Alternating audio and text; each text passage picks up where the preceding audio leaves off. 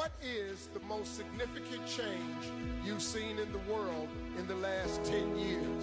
Ano ang pinakamakabuluhang naganap na pangyayaring nakita mo sa mundo sa loob ng 10 taon?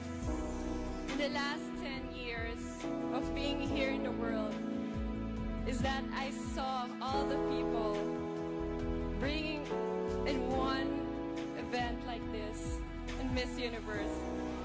And it's something big to us that we are one. As one nation, we are all together. Thank you. Maraming salamat.